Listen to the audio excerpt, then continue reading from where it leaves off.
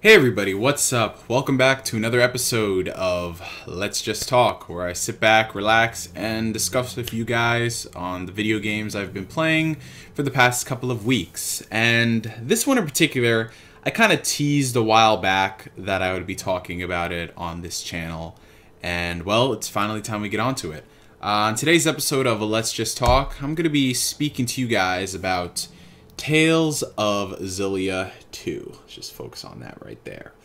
And I believe this is my first time speaking on Xillia 2 since I completed it.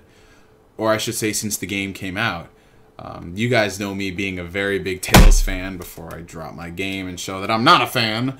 I'm a very big Tales fan. You see that for the past couple of years I've been trying to get people to support the franchise so we can get more games localized outside of Japan. And I spoke a lot about Grace's F and the first Xillia, but not really too much on Xillia 2, so we're going to change that today. Now, Xillia 2 is a very, very interesting sequel, to say the least.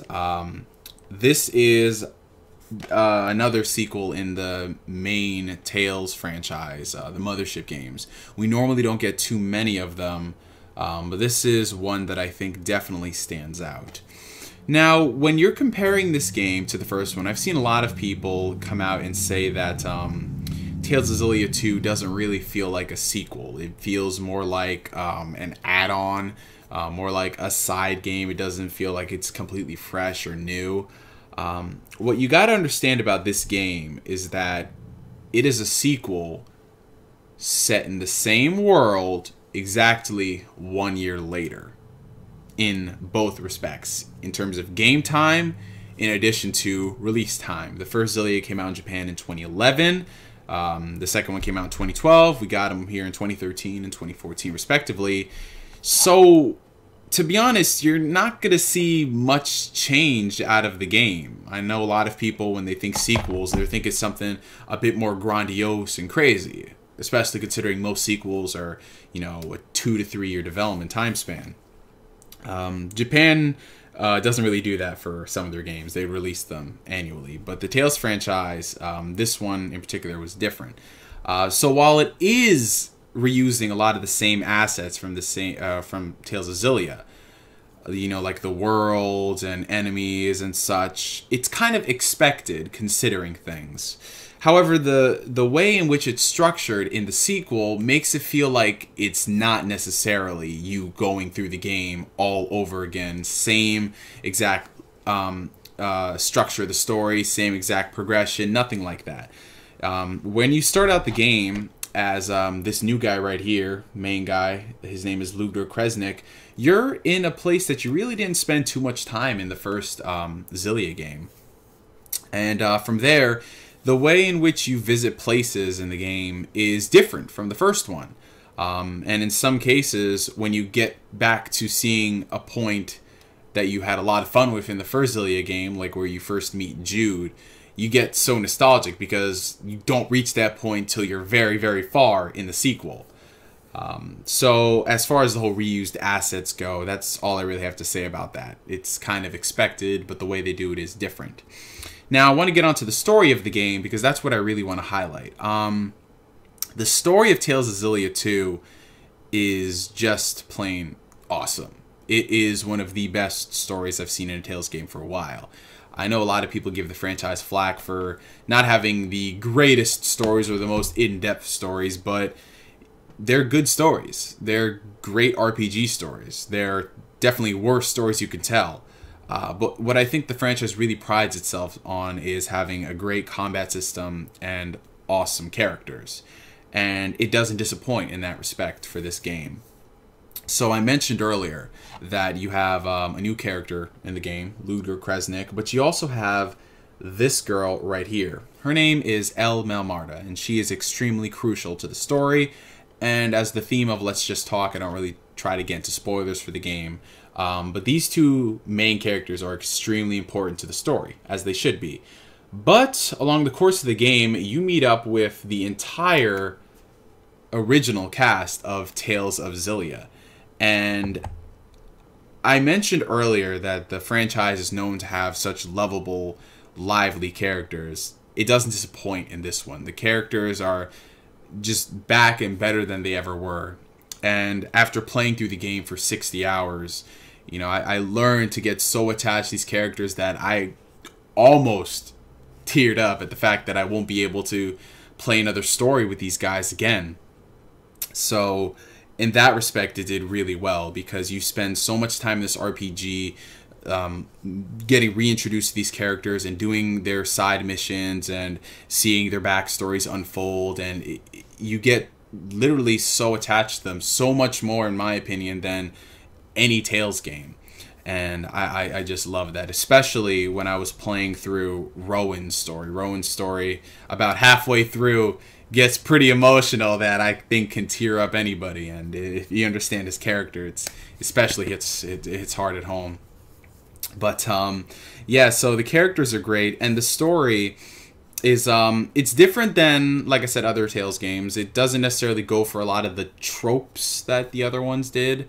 This one does have some differences in there. It introduces one big concept, and that is not time travel. I was gonna say time travel. What kind of choice?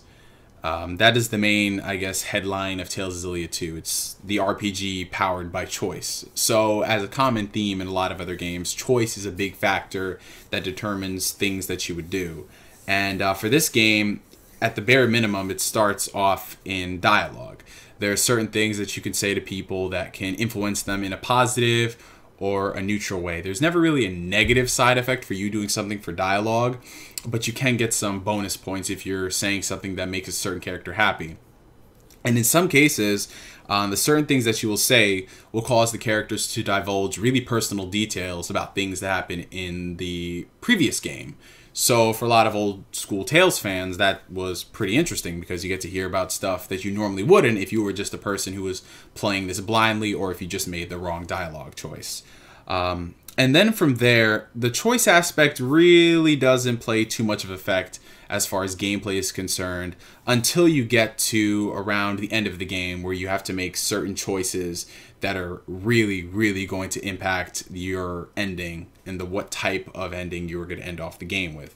So if you make certain choices, you might get an ending that is completely different from my ending. And after looking some of them up on YouTube after one I got, they are all pretty different, and certain things happen. And it's definitely something that encourages you to load up a save file and play from that point on, just to see what your ending is, unless you don't want to look it up on YouTube. But I really did enjoy the choice aspect in Tales of Xillia 2. It definitely brought something new to the table. While it's not completely a game changer, it was something that got me through another one of the new additions in the game. Ludger is a silent protagonist. I'm pretty sure that's going to turn a lot of people off. So by silent protagonist, he really doesn't say much. Outside of grunts and one words in the skits, he doesn't say many things. He's not like a normal character. So he's basically shaped by some of the choices that you make. Now, it's not like you're playing a create your own character type of game like Dragon Age or whatever. He still has his own personality.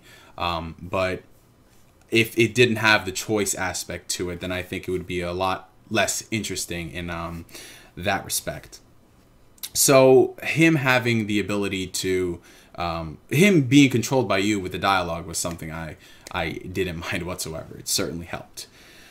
And moving on to some of the other additions to the game, in addition to some of the removals from past games, a lot of people, like I said, complained about the fact that the game felt too similar in a lot of ways. So they had to come up with new things to make sure that it didn't feel the same. So while you were able to have a different structure of the way you went to certain levels, they introduced something to make sure you're not just running around all over the place. And that is called the debt counter. Very early on in the game, you basically get stuck with a whole lot of debt. I'm talking an egregious amount of debt. And that is something that limits you from going to certain places and stopping you from progressing the story mission. And that was something I really wasn't too big a fan of, because when you just want to go around and explore all the places in the universe, you just can't, because you're shackled by this debt. And that's how you progress the story forward, by paying this debt. And it never felt like an MMO where you have to just grind for hours and hours and hours and hours and hours just to get a certain amount of money so you can buy something. But it really wasn't one of the things that I really enjoyed in the game. I did not fancy that whatsoever. It never felt, like I said, horrible, but it was still kind of irritating that you just want to progress the story, and it's like, nah, you need 200,000 gold or whatever the currency in the game is just to continue on. And I'm like, okay. And another thing that I really wasn't too big a fan of, but it's not necessarily, it doesn't detract from the game as a whole. When you're outside the towns, when you're in the field, you're only allowed to select 4 party members. Now, for some people, they're like, well, that's the standard amount in most RPGs, 4 party members. But the Tales franchise is known to have you playing as more than 5 characters, 6, 7, 8, 9. In this game alone, you can play as 1, 2, 3, 4, 5, 6, 7. You can play as 8 characters. So with 8 characters, you want to be able to swap. Before you leave for the fields, you have to choose the characters you want to take with you.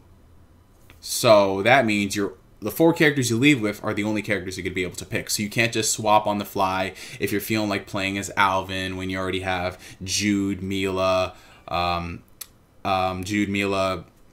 the heck is her name? Muse, and Ludger. You can't switch the characters, which was unfortunate. However, if you are a person who knows what characters you want to train, who knows what relationships you want to form and what things you want to grind, the abilities and such, then you pretty much do know before you leave outside for a mission or to grind or to get whatever you need. But I can definitely see some people complaining that that wasn't there. And the combat system in the game is a lot more refined than the first one. It basically perfected the linear motion battle system. I think that's what it's called. But you know, every game they come out with something that is just as long as the previous game. And it's one of my favorite battle systems in the game, in the franchise, actually. And just doing some crazy combos. And I gotta say, Ludger is a badass. I haven't played with a badass Tales character since Yuri in Tales of Vesperia. Ludger is a badass on the field, and you'll understand that when you play the game. He gets to use multiple weapons, and you can do some crazy on-the-fly combos, then linking it up and doing your Mystic Arts.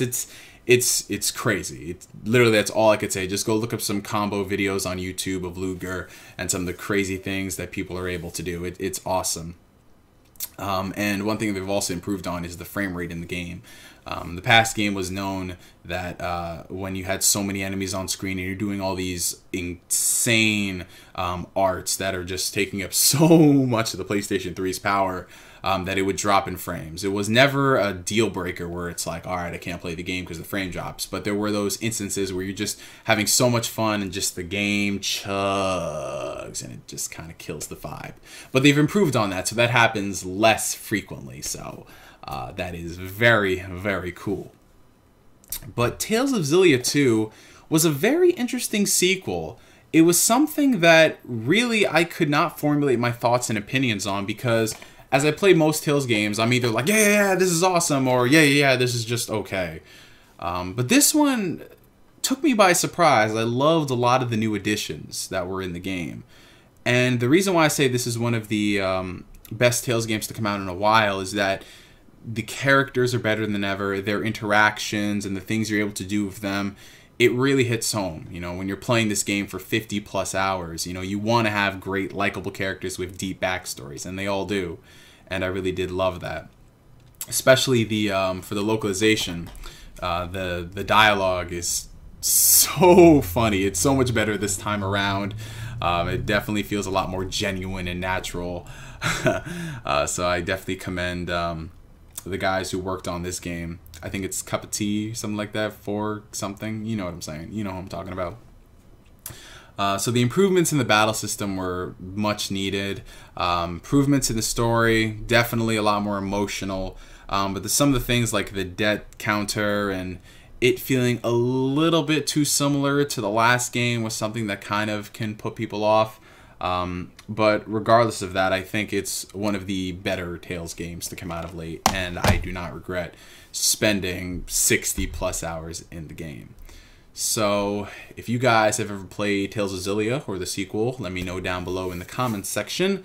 I'm GS signing out, and like always, I will catch you guys later. Peace.